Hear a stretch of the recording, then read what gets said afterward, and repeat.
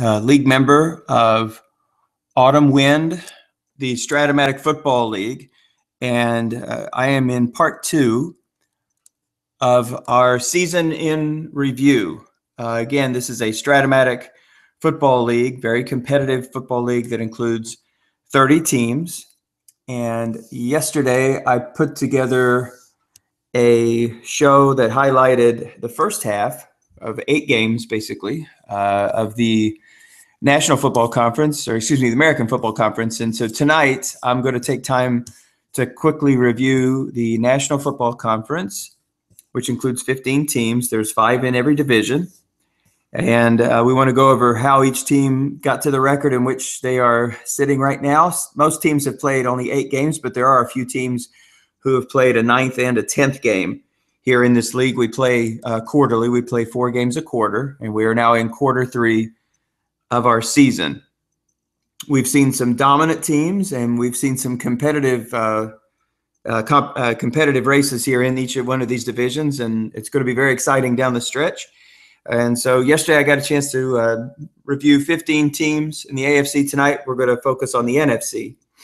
Before we do a team-by-team breakdown really quickly, I want to just jump into something kind of fast, something that once you download the league file, maybe some people pay attention to this, some people don't. I thought it's kind of fun actually to see at the midway point what kind of statistical leaders we have in each one of the categories. And I thought it would be fun just to highlight a couple of the top ones in each one. Yesterday, I had mentioned when we were discussing the St. Louis Cardinals season, Carson Palmer at the midseason point is leading the league with 411 pass attempts. Do the math. He's basically headed to an 800 pass season.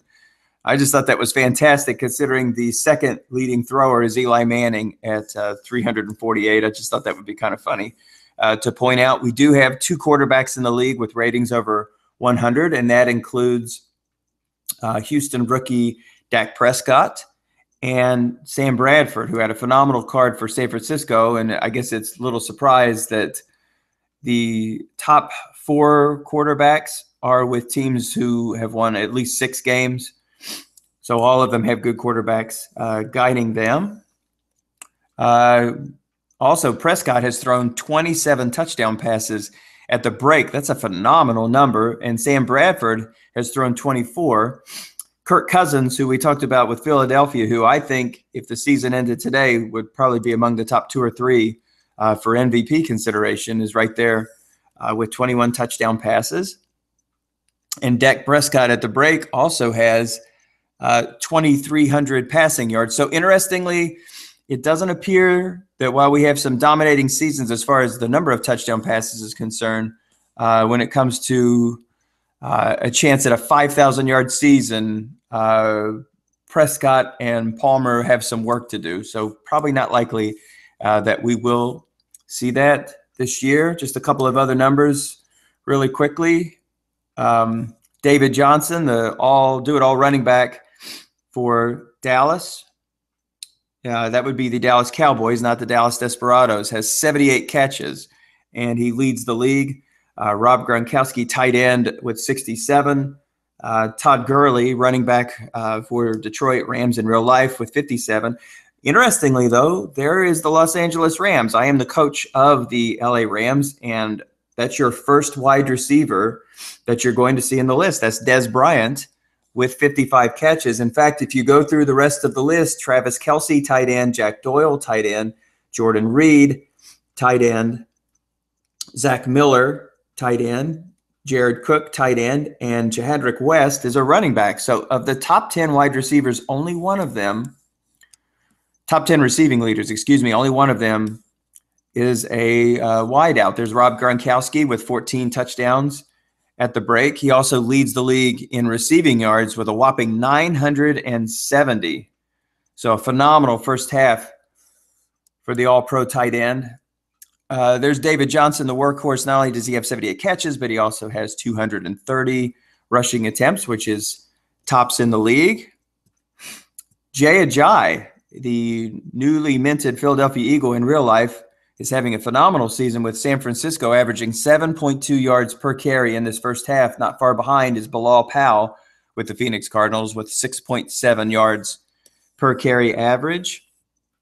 We do have a couple of running backs at the break with 1,000 yards who could potentially be looking at 2,000-yard seasons. That includes Lamar Miller with one of the top-tier teams in our league with the Houston Texans, and David Johnson, running back with the Dallas Cowboys, who has more than 1,100 carries here at the break. Quick look at the rest of the statistics. There's a couple of players who are tied, 3 players actually, with 6 interceptions. Looking to see sack leaders. Nothing jumps off the page. Couple of them with 8 sacks. So good enough. Okay, so just want to take a look at those statistics. Now let's get to the National Football Conference. The National Football Conference in autumn wind. And again, to remind everybody, this is the 2017 season, but we are using 2016 cards. This is NFC is a 15-team division, and we have 5 teams in each one of these divisions. They all are named after a successful coach, a legendary coach in the NFL. So let's talk first about the Lombardi division, which includes Houston, St. Louis, Oakland, New England, and Dallas. This top-tier team is the Houston Texans. These Texans were the Super Bowl runners-up, and we call it our Ooper Bowl, actually. So our championship game is called the Ooper Bowl, in which last year Dennis Crowley's Seattle Seahawks took home top prize. The Houston Texans are 8-1 this season, and last year they were able to make it to the finals with Case Keenum, whom they traded before the season and finagled their way basically to a top-tier pick, and that's how he landed Dak Prescott, who, again, as we saw, 27 touchdowns at the break, is having a very, very successful season. So let's look at the Texans. They have already played a game here in the second quarter. They do stand at 8-1. Their lone loss, in fact, just took place the other day with the Seattle Seahawks, in which they lost 20-13. So that was the first blemish on their schedule. They do have 7 games remaining. So let's take a look here real quick at their club, and we'll see who's got the top numbers for this club. Again, Dak Prescott, the rookie quarterback, has 27 touchdowns at the break. He's thrown for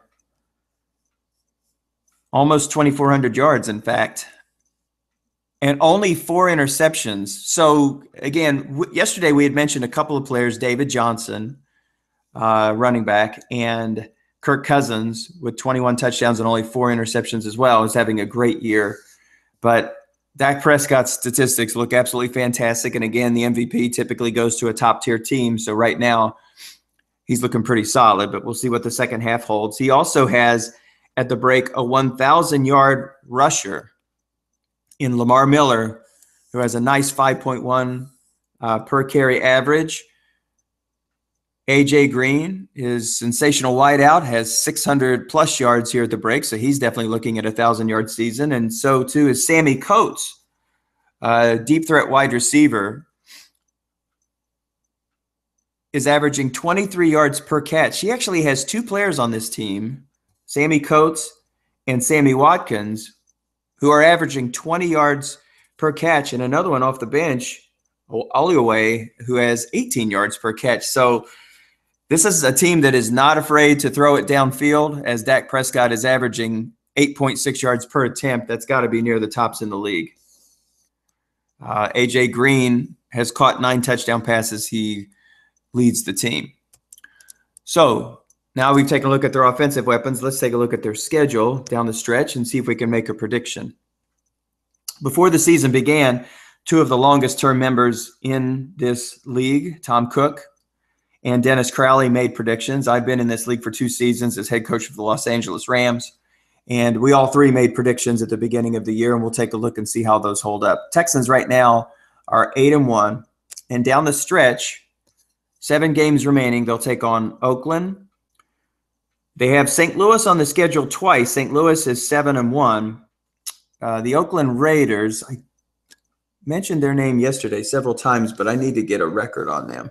So Oakland right now stands at 5-3, so they're no slouch. So Houston, thus far, Grand Rapids Rampage, pretty solid team. Desperados, not a very good team. Played them twice. Phoenix Cardinals also not having a very good season. Berlin Thunder, a nice win against Berlin. Pretty good team there. Montreal Alouettes, a 50-50 club. So a relatively light schedule. This second half is going to have plenty of danger. Basically facing the Oakland Raiders at 5-3, the St. Louis Rams at 7-1. They've already lost to the Seattle Seahawks. Hamilton Tiger Cats are close to a 500 team, as are the New England Patriots. This is not going to be at all an easy schedule in this second half. They do have the St. Louis Rams at home, so that's a break, but then they've got them on the road. I guess it's a home and home. It's going to be a tough schedule for them, so I am going to make a prediction. Though offensively they have been phenomenal this year, I'm going to suggest that down the stretch this club is going to – I'm going to suggest this club is going to go 5-3. They already have 1 loss, so I'm going to suggest that they're going to win 5 of their next 7 games. There's a potential that they'll split to the Raiders and they'll split to the Rams, so I'll give them a 5-3 record down the stretch, which would give them a 12-4 record overall, which was my prediction actually at the beginning of the season. Tom and Dennis predicted 11-5 for this club. So let's move forward to the Oakland Raiders. At the beginning of the season, Dennis and Tom felt like this was also going to be a strong team with 11 wins. I felt that they were going to be a playoff team with 10 wins. So let's take a look at how their season has progressed. Thus far, they are 5-3 with a point differential of 52. What's interesting about this team, they're not exactly an offensive stalwart, but defensively, they're a fine club. Only 117 points allowed. That clearly is in the top 10 of this league. So let's take a quick look at their club. And one thing I wanted to make mention too about Houston, they can put a lot of points on the board. They're averaging close to 30 a game, and they're only allowed 151 points. So again, a fine campaign for the Houston Texans. We'll get to the Rams here in just a second. We'll talk about the Raiders. Their quarterback is the ageless wonder, avocado ice cream eating Tom Brady, who's just a shade under 60%. But what's interesting about him is 6 touchdowns and only 6 interceptions and only 6 touchdowns. So that's kind of an interesting stat line for Tom Brady. Not a ton of attempts either, only 230 attempts. He does tend to mix it up a little bit with his running backs. He has Shady McCoy, who is averaging 5.4 yards per carry, so he's trying to keep defenses honest. 6 touchdowns for Shady. He also has Kerwin Williams, who has 63 carries. And also Tevin Coleman. So he's got a 3-headed monster back there. Tevin also averaging 5 yards per carry. So he's got 3 backs that so far have carried the ball 250 times in this first half. That's a lot of carries in the modern day NFL. Their leading receiver is Martellus Bennett. Again, another tight end, a theme that we saw yesterday. A lot of tight ends seem to be leading their teams in catches. It's a favorite target here in Autumn Wind as it is in Stratomatic. He does have one deep threat, and that is C.J. Uzomah with a 16.2 yard per catch average, and he also has 4 touchdowns. So nothing really lights you up offensively. They are not a high-scoring offense, but defensively they have been sensational this year, only allowing 117 points in those 8 contests. So let's take a look at the schedule that they played and what they have coming and try to make a prediction. They are 5-3 thus far. Early on in the year, they lost to St. Louis in a close one, 10-6. They were able to outlast New England, Montreal, Shreveport, New England once again, Southern California, Hamilton they lost to, and they've lost to Seattle. So they have beaten the teams they're supposed to beat, but they've not been able to get with that breakthrough win, although the games were very close. To St. Louis, they lost by 4. To Hamilton, they only lost by 2. And to the Seahawks, they only lost by 1. So they've been very, very close games. The second half of the season, they're not going to catch much of a break. They're going to run into the Houston Texans, their division mate, twice. They do have the Desperados twice on their schedule, so they should be favored to win both of those games, as well as their tilt with the Oklahoma Outlaws. Michigan Panthers, they should be favored to win that one as well, but they also have a date with the San Francisco 49ers on the road. That will be a rough one.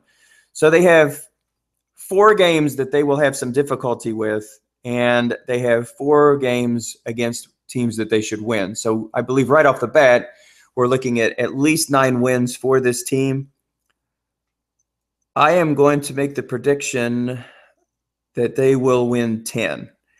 I say they will beat the 4 teams they are supposed to beat. And of the 2 games with Houston, a game with St. Louis, and a date with the San Francisco 49ers, they should pull out at least one of those games. I wouldn't be surprised if they win 11, but I'm going to stick with my 10-win prediction for the Oakland Raiders. And my friends Tom and Dennis picked 11. So if they're able to beat 2 of those top-tier teams out of 4, then they will match their prediction. I have 10-6 for the Oakland Raiders. Now, I think one of the surprises of the league would have to be the St. Louis Rams. Early on, Tom had predicted 10 wins for this club. Dennis had predicted 9, and I had predicted 7. So this is clearly one that I was way off base with. St. Louis is second in the Lombardi division right now with a 7-1 record, and another team that has a terrific point differential. They're not a huge scoring team. They're averaging about 24 points per game, 23 actually, but they've only allowed 115 points. So a very stout defense for the St. Louis Rams. So let's take a look at the roster here and see how things are progressing. For the quarterback, it's Ben Roethlisberger. So Ben has had an okay start to the season. He's completing 58% of his passes. He's thrown 11 touchdowns against 9 interceptions. So that's a so-so start. Leading rusher is Mark Ingram from the Saints. Only averaging 4 yards per carry. He's at 561 at the break on 140 carries. Really nobody else to speak of. He has run the ball with Zach Zerner, interestingly, who I believe is a fullback. I think he's rated as a fullback. I may have him mixed up with somebody, but he's averaging 5 yards per carry, but he's a limited usage back. His leading receiver is, you guessed it, another tight end from the Cincinnati Bengals. That's Tyler Eifert with 50 catches at the break, only a 7.8 yard per catch average. Not really much to speak of as far as a deep threat, although Brian Quick is averaging 14 yards per catch. His leading wide receiver is Pierre Garçon with 35 catches, a little bit over 400 yards. He has 4 TDs, as does Tyler Eifert. So let's take a look at their schedule, who they've played, how they've gotten to the 7-1 record, and what they have down the stretch. So the St. Louis Rams have only lost 1 game, and that was to the Miami Dolphins. And we'll talk about them, an NFC foe, in just a moment. And it was a very close loss, in fact, 27-24. In fact, 27 points is the most points they have allowed in any game this year. They did allow 23 in a win to the Oklahoma Outlaws. Wins against the Cardinals, who are not having a very good year. The Outlaws not having a very good year. Good win against the Raiders, who have won 5, a close game. They defeated the Berlin Thunder, who also has 5 wins and 4 losses. Carolina Panthers, I believe they're a 4-win club. Michigan Panthers not playing very well. Grand Rapids Rampage, who is actually having a great season. So there are some really nice wins on there for St. Louis. So they are not pretenders by any stretch. Now, they do have a pretty rough schedule in the second half, including Houston twice, as a matter of fact, a home and home with Houston. They have another date. This time they're traveling to Oakland to play the Raiders. And they also have the undefeated 9-0 Seattle Seahawks on the schedule, but they would be favored against the New England Patriots, though that could be a difficult one because it is on the road. They play New England twice in this quarter, and they also play the Desperados, who are not having a very good season this quarter as well. So I can easily feel comfortable giving 4 wins to them, and I am going to suggest that they will split their 2 against those 4 top tiers. So I'm going to finish them off with 6 wins. So I believe that when this is all said and done, the St. Louis Rams will surprise everybody with 13 wins. Now, again, they have some work to do, but there's 4 winnable games in the second half and 4 tough teams, truly tough teams that they need to play. But a couple of those games are home, and they did play Seattle very tough in the beginning part of the season. They'll have them again. Oh, I'm sorry, they did not play Seattle. I'm sorry about that. Seattle is a new opponent for them. So I am going to predict a 6-2 second half, which will give them 13 wins, which will pretty much obliterate the initial prediction that I had for this team, which was 7 wins. And it also will really eclipse Tom and Dennis's prediction of 9 wins. So this is probably the surprise. I don't think there's any question that thus far in the first half, this is the surprise team of the league. So a fine job by the St. Louis Rams coach. So now that brings us to the 4th team in the Lombardi division, and that is the New England Patriots. And the New England Patriots stand at 4-4 at the beginning of the year. Predictions varied. I offered up a 7-win prediction, Tom 8, and New England 9, and we're all pretty close here. Basically, New England has a 4-4 record. They've actually been outscored by only 5 points. They've scored 161 points, and they've allowed 166. So if we take a look at their club, they are led by Derek Carr, who's having a so-so season, 9 touchdowns and 6 interceptions. He's only completing 54% of his passes.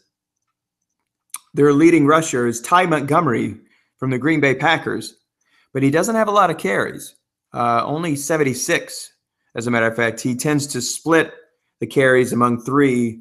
That would be Jalen Richard, the rookie from the Raiders, Duke Johnson, the pass-catching running back from the Cleveland Browns, and Ty Montgomery, who is averaging 6 yards per carry, but as a limited carry running back, he has to split those carries among 3 running backs. Their leading wide receiver, for once, is actually a wide receiver. It's Larry Fitzgerald, who has 40 catches for 465 yards and 6 touchdowns. So that's fantastic. He's only averaging 11 yards a catch. Terrell Pryor, former Ohio State quarterback turned wideout, is averaging 14 yards per catch. So New England stands at 4-4. Let's take a look at their first half schedule and make a prediction for the second half. So in the first half, New England lost some close games here, actually. This could be a team that very easily could be 6-2. They lost a very close game to the Houston Texans, who, of course, is 8-1, only by 6 points, 23-17, and a 1-point loss to the Oakland Raiders, 14-13. Their other losses were an interesting one to the Dallas Desperados, who, again, is not having a very high-quality season, but they did lose 30-7. And they also took one on the chin when they visited Oakland, 29-17. Other wins against the Hamilton Tiger Cats, who are off to a good start this season as well. So looking at the second half, the road is not going to be very easy for them. They have some incredibly good teams on this schedule. And you can make a case for every one of these, maybe with the exception of the Southern California Sun, who has won 1 game thus far this year. They're on the road to a 7-1 St. Louis team. They're on the road to a 9-0 Seattle Seahawks team. They're on the road to an 8-1 Houston team. They're on the road to a 7-1 San Francisco 49er team. They play St. Louis once again, this time at home. And they're on the road to the Berlin Thunder. Really, the only game that looks certainly they'll be favored against the Southern California Sun and the Dallas Desperados. So you have to assume that those are going to be 2 wins. They do have those teams at home as well, so that's going to help. But are some very high quality opponents that they're going to be facing. So I'm going to make the prediction second half for the New England Patriots. I am going to predict 2 wins, and I'm going to suggest that they will get 2 out of 6 from their second half opponents, the ones who are certainly playoff bound. So I'm going to suggest 4-4 the rest of the way, which will give them an 8-8 record. I predicted 7-9. So Tom had predicted 8-8 and 9-7 for Dennis. So now we come to the Dallas Desperados. Our picks varied very much so with the Dallas Desperados. I had predicted 3 wins for this club. Dennis had predicted 5 wins, and Tom had predicted 8 wins for this team. So let's see where they currently stand. So the Desperados entered the midseason break at 2-6. They have scored 151 points, and they've allowed 182. So that point differential of 31, that's not usually what you see from a team 2 up and 6 down. In fact, that's not bad at all. So it makes me think there's been some very close games, and this team is playing better than their record shows. So maybe a second half turnaround, a case could be made for a second half turnaround for the Desperados. So let's take a look at their roster and see how their offensive players have done in this first half. Their quarterback is Brian Hoyer, who is riding the pines right now in New England, but he's a Stratomatic All-Star. He'll have to look for another quarterback next year. He's completing 61% of his passes, 10 touchdowns, only 3 interceptions. That's a 1% interception rate. That is absolutely phenomenal. So you're going to have a hard time turning the ball over against this club. The ageless wonder, Frank Gore, at the break, 760 yards rushing. My goodness, he's off to a pace that could get him 1,500 for the year. That would be absolutely amazing.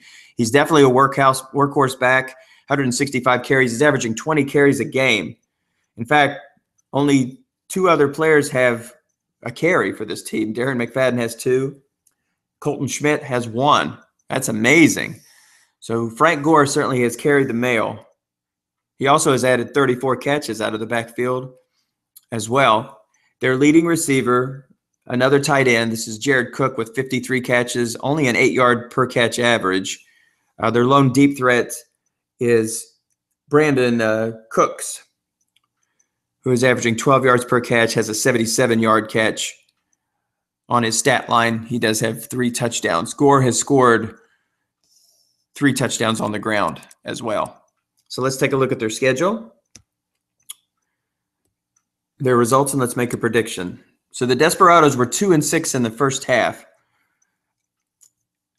Their wins were against New England and the Hamilton Tiger Cats, so that's a quality win there. Unfortunately, they've seen some blowout losses, and again, against some top quality teams. Houston Texans 31-0, Miami Dolphins 35-14.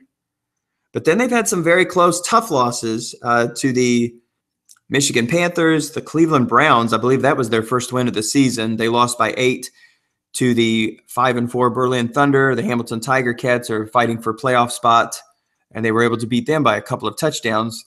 But they did lose to the Houston Texans by only 2 when they visited Houston, as a matter of fact. So that's quite a comeback. At home, they were defeated 31-0 by the Texans, and then they traveled to Houston and only lost by 2. So let's see what the second half has to offer for this club.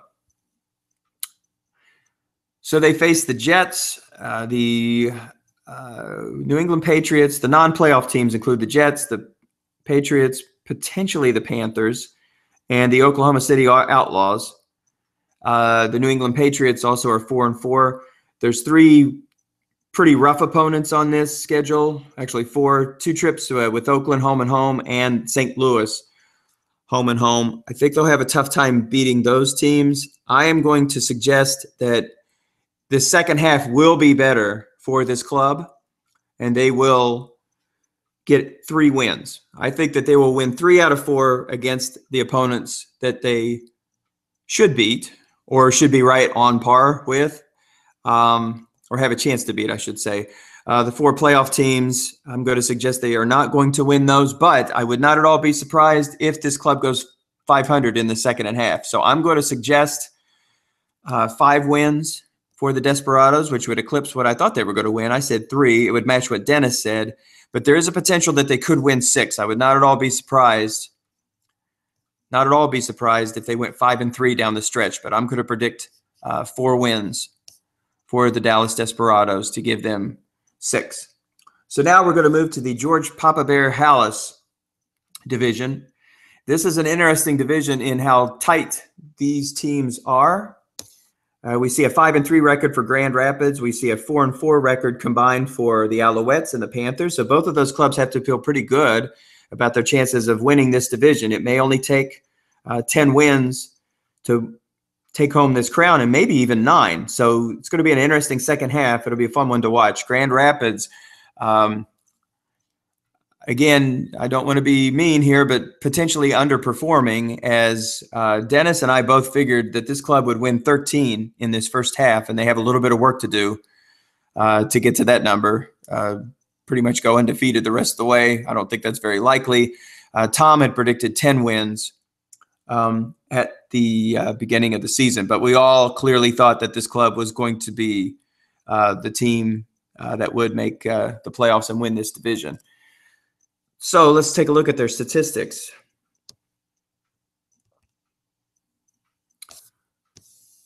It looks like they're not scoring. Only 182 points in this first half. Again, that's not bad, but it's not like the elite teams who are scoring 225 points a game, basically. They are only allowing 140 points, but that, again, is not among the elite teams in the league who are around the 110 or 120 mark. Tyrod Taylor is their quarterback. He's only completing 51% of his passes, and he's only averaging 5.9 yards per attempt. So a down year for Tyrod, although interestingly, he does have 15 touchdowns versus only 7 interceptions. He is very much a low turnover, low interception quarterback. But some of his other players are going to have to step up. And again, Mike Gillislee is doing his very best. He is carrying the mail, 731 yards at the break. So he's headed for a 1,400-yard season, it looks like. He is averaging 5.5 yards per carry, a very dangerous quarterback very dangerous running back. Lots of short gains on his card if you guess wrong. Not much in the ways of big numbers as far as receivers are concerned. Michael Thomas is leading their club. He has 3 touchdown catches. He has 420 yards. He has 38 receptions. Fellow wideout Mike Evans, 24 catches. He is averaging 19.5 per catch. And he does have an 87-yard touchdown reception and 5 touchdowns. So let's take a look at Grand Rapids, 5-3. Look at their schedule, see who they've played so far. Their losses have come to top-tier teams. That would be the Niners, the Rams, and the Houston Texans. So those were difficult games. They did win the games that you would think they would win against the Jets twice, the Buccaneers, and the Southern California Sun. And included in there is a big win against the 5-3 San Diego Chargers, 28-3, in fact. So that's a quality win. They're beating the teams they're supposed to, but if you're going to be a top-tier team, you've got to knock off some of these top-tier clubs. So in the second half, they have a relatively difficult schedule. They will face division mates Carolina Panthers and the Montreal Alouettes. Both of those clubs are 4-4, so they're going to look to try to win 3 out of 4. They don't want to split those. They certainly want to try to win all of those, but maybe 3 would be pretty realistic. They do have the Southern California Sun, so that one there should be a win. The Shreveport Steamer, let's take a look at that club real quick. That's another 4-4 club. So they have several 4-4 clubs that they're going to have to make some hay on, basically, if they want to position themselves. Certainly win this division, they're going to have to win 3 out of those 4 against their division mates, the Alouettes and the Panthers. So I'm going to make a prediction that they will get 3 out of those 4. And against Philadelphia, Carolina, I'll say they'll beat the Steamer, so we'll give them 4 there. That is a home game, so that's a plus. And I think they'll get 1 out of the 3 against the Eagles, the Cowboys. Eagles and Cowboys, I'll put those as losses just off the top of my head. And I think they will win 5 out of their 6 against those remaining opponents. So I will give them 5 wins for the second half. That would give them 10 for the year, which would be under the 13 that I had predicted. But again, this is a solid club, and maybe they can turn it around and get a big win against some of those top-tier clubs. Right now, it doesn't look like they're playing to the level of those top-tier teams, but we'll see. So I predict 10, which would match what Tom had said at the beginning of the year, which was 10. So second place, there's a tie between the Carolina Panthers and the Montreal Alouettes, and we will first look at the Alouettes, 4-4. I had a chance to play this team in the beginning of the season. He got a win against me in the last couple of minutes. He's a very good coach, and we had a fun game. But Bryce Petty threw a flat pass interception deep in my own territory when I was trying to get a drive that would run out the clock. So I guess it was my fault for even flat passing to begin with. Should have just kept it on the ground. So the Alouettes, they are led by Jacksonville quarterback Blake Bortles. Not a very solid season. 10 touchdowns, 11 interceptions, only a 49% completion percentage.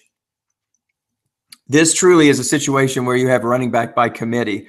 Not a lot of carries because Bortles has 293 attempts at the break. So he's looking at a 600 pass season. So maybe in the second half, Montreal might consider running. The problem is they don't really have much in the backfield to go by. Wendell Smallwood is a limited usage running back. He's averaging only 3.9 yards per carry. And they also have Sean Drawn, who only has 40 carries. So there's 5 carries a game. Blake Bortles has more carries than your second-tiered running back. So he's probably forced, because of the low usage rule, to put the ball up in the air. And unfortunately, Bortles has only completed 49% of his passes. That's been kind of rough. Amari Cooper, wide receiver, finally, a receiver leads his team in receptions. That's 39 yards. He's averaging 13 yards per catch and 4 touchdowns. Drawn, interestingly enough, has 21 catches compared to his 40 carries. So he's trying to utilize his weapons as best he can. There's not a very high level of skill there in the backfield. But he does have Kyle Rudolph at tight end, who's made 34 catches himself. He was a fun opponent to play. He is a better coach than his talent on his field, that's for sure. His club has scored 155 points. Let's take a look at this. So this is interesting. His club has scored 155 points, but they've let up 199. He has a minus 44-point differential, and yet his club is 4-4. So again, I think that's a mark of a good coach. There's probably been some blowouts in his first half. Let's take a look and see who he's been able to defeat. He did defeat his division rival, Carolina Panthers, 21-17. A very close loss to a talented San Francisco team, 34-38. Relatively close win against Southern California. Defeating the Tampa Bay Buccaneers. He defeated my team as well, 20-17. Lost 30-7 to Dallas and lost 34-10 on the road to Oakland. So for this team to make the playoffs, I believe they need some breaks in their second half as far as the schedule is concerned. And along that way, they're going to have to split with Grand Rapids, who talent-wise probably is a better team, but they've got to split one of those games. But if you look at the schedule, now, interestingly, they should be favored in 4 of these games. Southern California, the Jets twice, and the Browns. So there's 4 that they should get. So then it's going to be a matter of, can they win one against Grand Rapids? And can they win one? Can they split? Carolina on the road and San Diego on the road. That's going to be difficult. But again, these are teams you've got to beat in your own division. Carolina, Grand Rapids, and Grand Rapids. They do have Southern California on the schedule, so that should be another win, a division rival again. So I like his coaching ability a great deal, and I am going to predict that in this second half, he's going to get 5 wins. I believe he has 5 wins on that schedule. But to do this, he's got to split with Grand Rapids, and he's got to get a win against either Carolina or San Diego, or he'll need to run the table basically with the rest of those opponents, which I think is entirely possible. So I'm going to make the bold prediction of 9 wins for the Montreal Alouettes. Or initially, I had given them 5 wins. Tom had given them 3 wins, as a matter of fact, and Dennis had given them 6. But I'm going to stick my nose out and make the prediction that he's going to win 5 of these next 8 games. Again, he's got to beat Grand Rapids in one of these games. If he's able to beat Grand Rapids, then that 5 prediction is going to hold true. If he's not able to beat Grand Rapids, it's very possible that this team might only win 2 or 3 down the stretch, but we'll see. So let's see what Montreal can do. I believe that's Mark LePage as their coach. This is the Carolina Panthers team. Is coming up next. They also are 4-4. Now, here you have Montreal, 44 points down in the red, basically, 155 scored, 199 allowed. And now you've got Carolina with 174 points scored and 148 allowed. So that looks more like it, 26-point differential in the black. So let's take a look at their club. They are 4-4.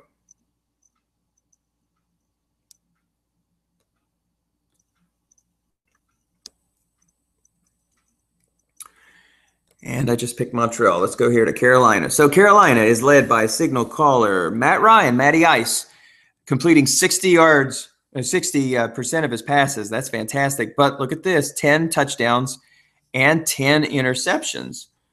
How about this running back by committee? We've got Jaquez Rogers with 96 carries and Chris Ivory with 60 carries.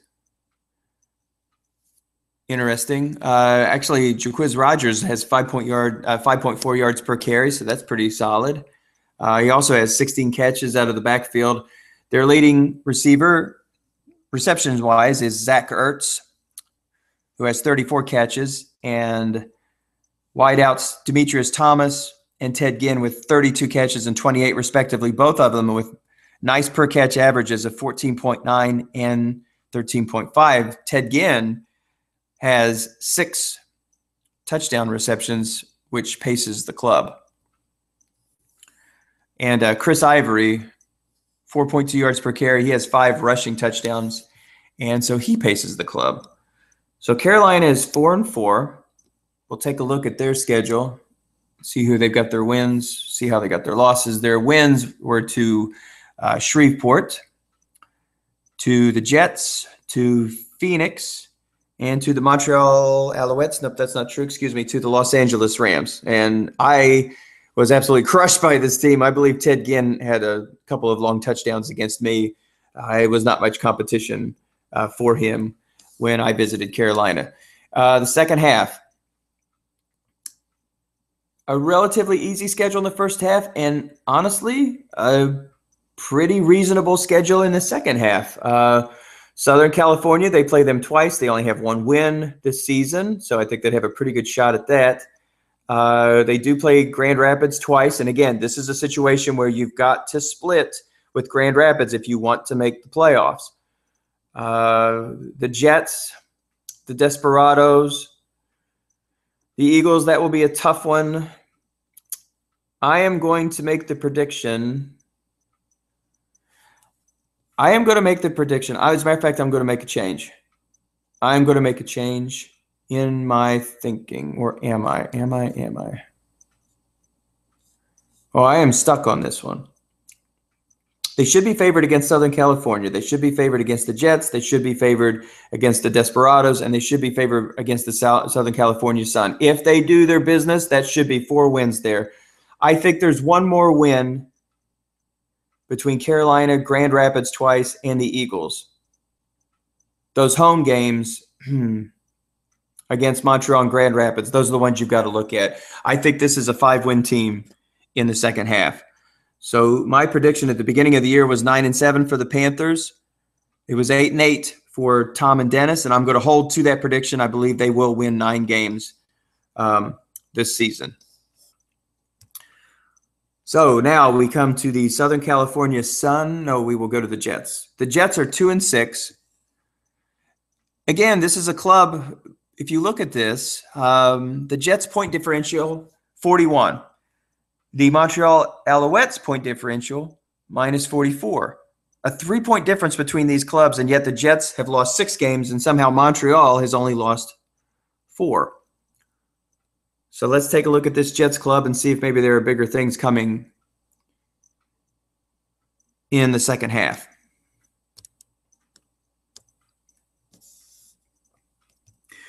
So the Jets are led by quarterback Aaron Rodgers, 58%. But here's where it gets kind of interesting. 58% completion percentage. That's a little bit low for him. 6 touchdowns, 10 interceptions. So maybe some bad breaks, some bad rolls. Let's see if he can turn it around here in the second half. His running backs include Jeremy Hill, who has 140 carries and is having a fine season, actually. 5.3 yards per carry, 700-plus yards at the break, looking at a 1,400 or maybe even a 1,500-yard season. We do not have injuries, so it's very easy to extrapolate what we believe will be a prediction for the second half as far as yardage is concerned. Nearly unheard of tight end Blake Bell is leading the club in receptions with 34 and a 10-yard per catch average. Willie Snead is averaging 16 yards per catch. Wow, that's very impressive. I actually have Willie Snead in another league, and I can't get him to catch anything downfield. And another of his teammates, Tyrell Williams, another wideout, also is averaging more than 16 yards per catch. So he has a chance at 1, maybe even 2 wide receivers with 1,000 yards at the break. So if Aaron Rodgers can get hot here in the second half, maybe we'll see some things turn around with this club, but obviously it's dependent on the schedule. So let's see what's shaking for the Jets this second half. I'm sure that they have some division opponents. So I do not at all want to assume that just because the Jets are 2-6 that those are going to be easy wins. I'm just saying that for right now, all things being equal, they would be underdogs to Carolina and Montreal, and they need to do their business and beat those teams. If not, if the Jets sneak up and can beat either one of those teams once or twice, then we're looking at a division basically full of 500 clubs. Phoenix Cardinals, Southern California Sun, the Los Angeles Rams are on this schedule. That's my club. They should have a pretty good time against me. That is on the road. That's the last game of the year. Phoenix Cardinals and Dallas Desperados also with a couple of wins each, and Southern California. So I could definitely see this club winning 4 down the stretch. So that's what I'm going to do. I'm going to give the Jets a 6-10 record. I will not have them favored against their division rivals, Carolina and Montreal. So I will assume those to be losses. But again, that's why they play the game. Any given Sunday, any other cliche you want to throw in there. The predictions at the beginning of the year, I had them for 3 wins, and I think they're going to outpace that. I believe that they will win 4 in the second half. There's Tom Cook with 6 and Dennis Crowley with 5. So the last team in the George Papa Bear Hallis division would be the Southern California Sun, who have taken it on the chin this year. They are 1-7. They've only scored 100 points. They are offensively challenged, and they have allowed 181 points on the season. So they're going to play hard. They're going to play it out the rest of the way, but certainly they will be in the sweepstakes for Deshaun Jackson, and I think he'd be a good fit for this team considering they're being led by rookie quarterback Trevor Siemian, who's only completing 50% of his passes and has thrown 8 interceptions compared to 4 touchdowns. They do have a great running back in DeMarco Murray, who pretty much has been everything for this club. 800 yards at the break, looking very, very solid. He also has 44 catches for 348 yards. He's scored 1 touchdown through the air and 3 touchdowns on the ground. Not a lot of weapons on this team. Marquise Gray, Darren Walker, Brandon Marshall, Stephon Diggs. This is a team that's going to be rebuilding. I'll tell you one that's interesting, though. As you can see, there's a running back below. He got in the middle rounds in Kenyon Drake, who's having a very good year for Miami. He looks like he could be their lead running back, so he could wind up being a steal for this club. Taking a look at anything else on this club. So they're certainly going to be rebuilding, but they have some quality players here. Amos is having an elite season as a safety for the Bears. Aaron Donald also is having an elite season as well. So they do have some good talent on this team, but they're going to be building certainly for the future. And, perhaps maybe in the offseason, that might be a team that could consider dealing DeMarco Murray if they feel confident enough in Kenyon Drake's running ability. So we'll see what the second half holds for the Southern California Sun, again at 1-7.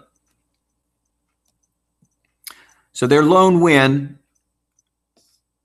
was against me. How about that? Los Angeles Rams. Nothing ends a losing streak quite like playing the beloved Los Angeles Rams. So that is their one win. In the second half, they will play a 2-6 New York Jets team, a Cleveland Browns team that has lost 7 games in a row, but has won their last 2 against a couple of mediocre clubs as well. So that game could be a toss-up. It is home. I am going to predict a second half for this club with 1 win. I think they will split either the Jets or Browns game, so I will give them 1 win here in the second half, which will give them 2 wins for the season, and they will be in the running. They will be in the running for Deshaun Watson. So now we go to the final division. This is the Bill Walsh, or by all appearances, it looks like the West, but I don't believe that's the case.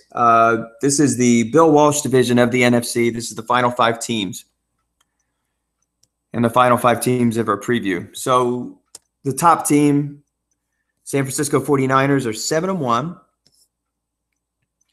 And this team can put the points on the board. They're averaging 30 a game, more than 30 a game, in fact. And they are allowing a lot of points, too, a point differential of 83. They've allowed 191. So this is an exciting club to watch. Maybe we'll get them on in the second half and do a showcase game. So 273 points, you have to think that there's some serious weapons on this club, and let's see who's leading them.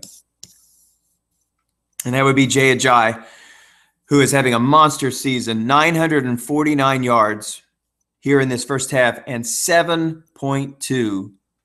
That's almost unheard of. That's Gale Sayers-esque. 7.2 yards per carry with 6 touchdowns, a long run of 55. And again, no injuries in this league, so clear to me he's going to be taking the lion's share of carries. But what's amazing is there are teams with players with a lot more carries than Jay Ajayi. That's barely, I'm doing the math here in my head, that's barely 16 carries per game, just a little bit over 16 carries per game. It's not like he's toting the rock 20 times.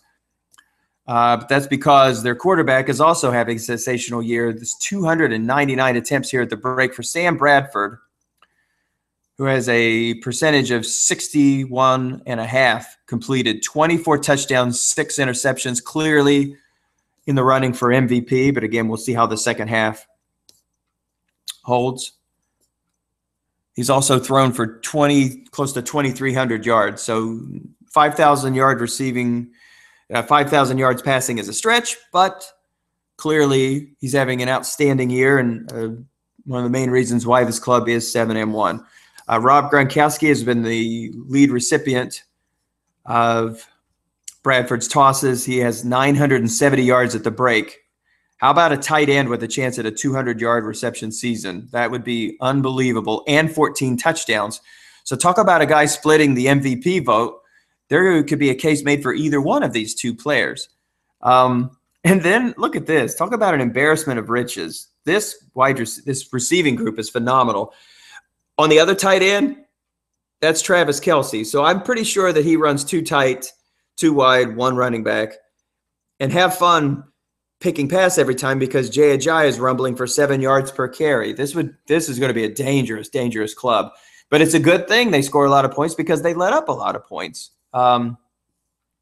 Julio Jones, 51 catches, 14 yards per catch, 7 touchdowns, just weapons on this team.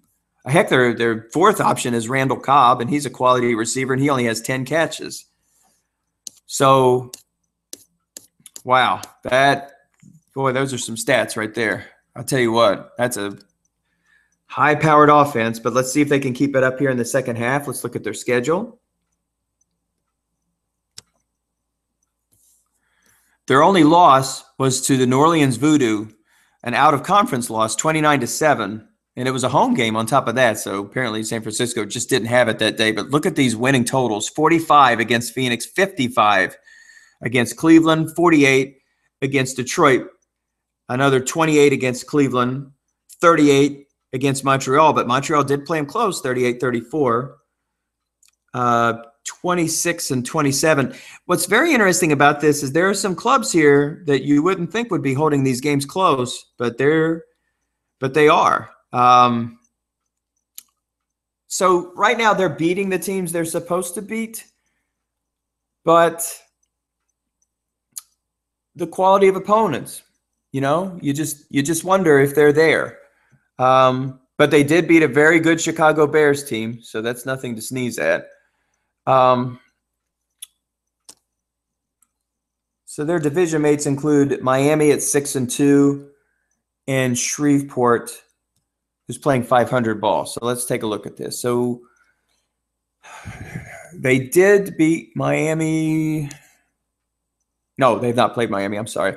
So they have a home-and-home against Miami, who's a 6-2 club, an Oakland Raider team that is 5-3, a New Orleans Saints team that is better than their 4-4 mark, a home-and-home against the Shreveport Steamer. I think this team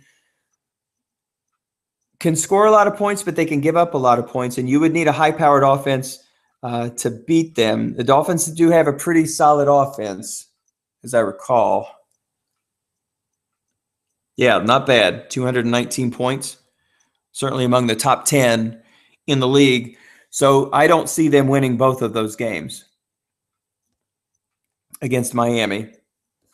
They will be favored against Phoenix. Shreveport Steamer, we'll see. Again, that's a home-and-home. I am going to predict that's going to be a rough one against New Orleans, too. I tell you what, I'm going to predict 6-2 for this club. So that'll give them 13 wins for the year. That actually was my prediction at the beginning of the year. Dennis has predicted 12. Pardon me. Tom Cook has picked 6. So I predict 6-2 down the stretch for the 7-1 San Francisco 49ers. Now we come to the Miami Dolphins, who are 6-2. 219 points scored, only 135 allowed. So these are the kind of matchups that San Francisco not going to like. Some very tough defensive teams. Now, the rest of the clubs in that division, the Steamer, the Browns and the Phoenix Cardinals, they have allowed a lot of points. So they should be able to outscore each one of those opponents relatively handily. They should be able to clean those teams' clocks. But Miami, that's going to be a tough matchup for San Francisco. So let's take a look at their club. Miami Dolphins, 6-2. They are led by Matt Moore, who is a strategic pickup early in the season. He is a quarterback who barely qualified for the minimum attempts. In fact, I don't believe he had 100 attempts, but we take, I believe, the top 40 in attempts. And because he leaked into the top 40 with maybe 90 throws, 90 plus, he was eligible to play, and he did have a pretty quality card, and it's borne out so far. 10 touchdowns to 8 interceptions, not great, but he does have a 57-yard completion percentage. Isaiah Crowell is the leading running back for this club. Not a lot of carries, only 121 yards, so it's running back by committee as the carries are split between Isaiah and the ageless wonder Darren Sproles. Good per carry averages for both players, 5.3 for Crowell and 4.4 for Sproles. Matt Moore has actually thrown 266 times in this first half. So that is, 30. That's about 25 per. No, 27, 20. Oh, gosh, that's a lot of attempts actually for Matt Moore. I'm really surprised that he could potentially be headed to a 500 throw season. That is more than 30 throws per contest. That's amazing. That's a lot of throws for Matt Moore. His leading recipient is of these tosses is Jordy Nelson, who's averaging 15.4 yards per catch, 3 touchdowns, and 39 catches. He is on his way to a 1,000-yard season. Not very much as far as other weapons are concerned. Steve Smith does have 27 catches, but he's on the back end of his career, 12 yards per catch. He does have one deep threat on this team, actually a couple who have 16 and 17-yard averages. Look at this. Darren Sproles has 17 catches and a 16-yard per catch average. Wow, that's phenomenal. Wonder if he'll use him a little bit more in the second half, or maybe he's just had some lucky dice rolls. So let's look at the second half here for Miami. Again, a quality defense. They can put points on the board too. This could be a dangerous club here in the second half, certainly on their way to a playoff spot, especially if what I believe would be true, their schedule should have and does. They should be favored against the Cardinals, Phoenix Cardinals. They play them twice. They play the Browns and the Lions, but here's where it gets kind of interesting. St. Louis Cardinals, San Francisco 49ers, and the Chicago Bears. So they have 2 out-of-conference opponents that are having big years, both the Bears and the Cardinals. I'm seeing 5-3 in this club's future. I will give them 5-3. Although I could see 6-2, I think they will split between the Niners. I think they'll have a hard time against St. Louis, and they'll have a hard time in Chicago. So I'm going to give this club 5-3, which would put them at 10-6 at the beginning of the year. That was Dennis's prediction, and that was Tom's prediction. I had 9-7 for the Dolphins, but 10 wins will put them into the playoffs. And now we have a team that basically had the panel stumped. This is the Shreveport Steamer, which stands right now at 4-4. Dennis predicted this team at 6-10. I predicted a winning record for this club at 9-7. Tom predicted 3 wins for this club. So obviously he's already beaten that mark. The question is going to be, is this team going to be a 500 club, or are they going to fade off into the distance? They are 4-4.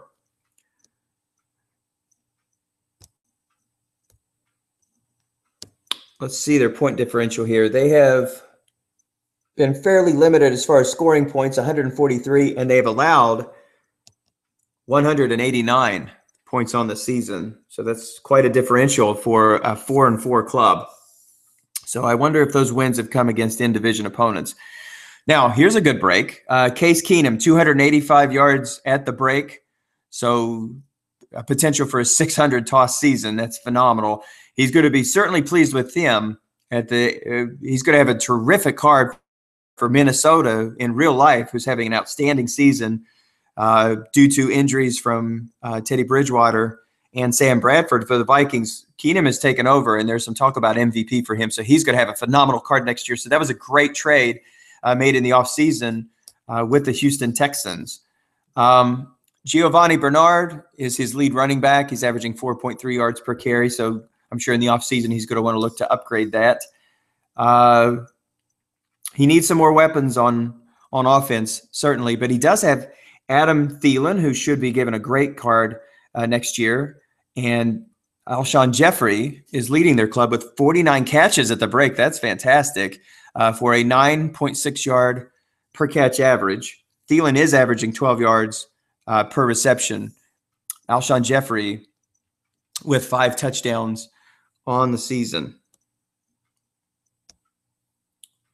So let's take a look at the schedule for the Steamer and see what they can do about wrestling up a winning second half. They do have a home and home with San Francisco. They will have some trouble with those games, but they do have the Browns on the schedule. They do have the Cardinals on the schedule, Phoenix Cardinals, and the St. Louis Cardinals. So they have some winnable games here, definitely. They will be favored against 4 of these teams. They will be dogs in 4 of these teams. So I suggest they will bite one of these guys. They will win. They will have an upset, and they will be upset in one of these games. So I will split them, and we'll call it 4-4. So we'll give them a record of 8-8. I had predicted 9-7. Tom had predicted 3-13, and Dennis had predicted 6-10. So now we come to our last 2 clubs, and both of these are having tough times this season, and certainly will be looking for more success next year. Quite the point differentials, as a matter of fact. Cleveland has scored only 121 points and allowed 214. 95-point difference is among the tops in the league. There are only 2 teams, in fact, that have point differentials higher, and one of them happens to be in their division. So let's take a look at this Browns club at 2-6. Certainly rebuilding mode. They'll be looking for the future. And one of their needs instantly is going to be quarterback. Ryan Tannehill is leading the club.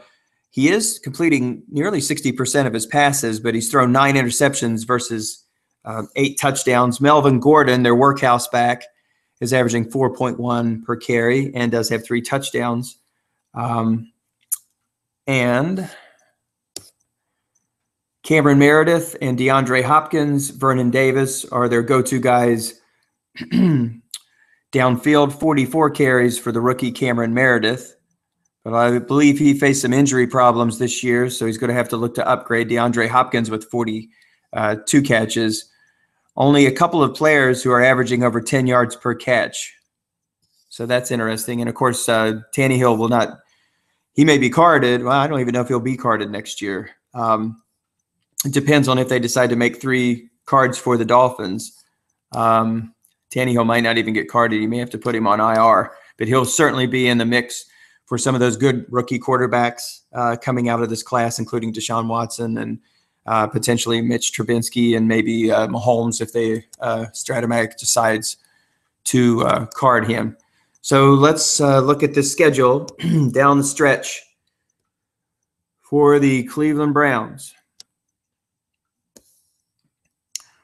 They will be favored against the Detroit Lions, who are winless. They likely will not be favored in any other game. They do go on the road to play St. Louis, so they will not be favored in that game. They do go on the road to the Phoenix Cardinals. They will not be favored in that game either. I would suggest that they will pick up a win against Detroit, and they will win one other game down the stretch. So that will finish them off with 2 wins on the season in the second half. So I will predict 4 wins for the Cleveland Browns. At the beginning of the year, Dennis had predicted 4 wins. Tom had predicted 7 wins, and I predicted 5 wins. So that will bring us to the final team of the Walsh division, and that is the Phoenix Cardinals. And they stand at 1-7, and at 115 points in the red, they are the second worst point differential in the league, only trailing the winless Detroit Lions at 0-9. They score 136 points and allow 256. That's almost double. But let's see if that was because of a really tough schedule or a tough roster. So we'll look at the roster first and see who's leading this club. They are led by Jameis Winston, good young quarterback, but he's only completing 46% of his passes. Of all the starters I've seen, I believe that would be the lowest. And he's also thrown 14 interceptions against 7 touchdowns, so he's not exactly catching the breaks. But one bright spot for this team is the play of Bilal Powell, who has rushed for 892 yards in this first half. This is like an O.J. Simpson season with a poor quarterback play and just an outstanding running back who cannot be stopped. 6.7 yards per attempt.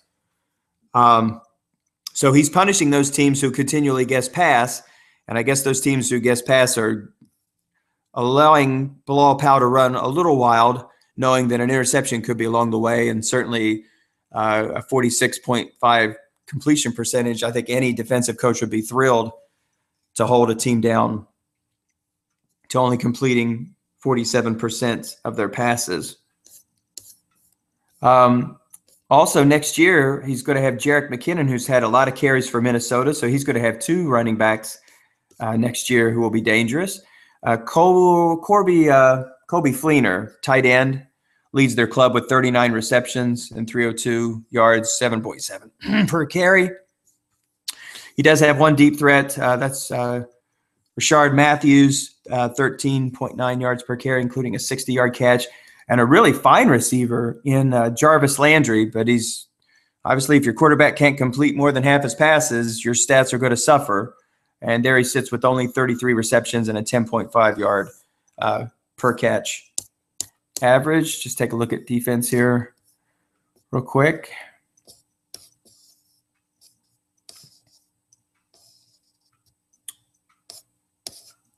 Okay.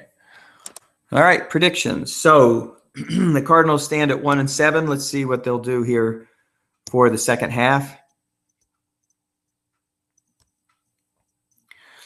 And again, it's really easy for me to just sit here and say, well, they're not favored and therefore they're not going to win. These coaches come out here to win. Nobody at all is looking forward to losing all of their games down the stretch. Absolutely not.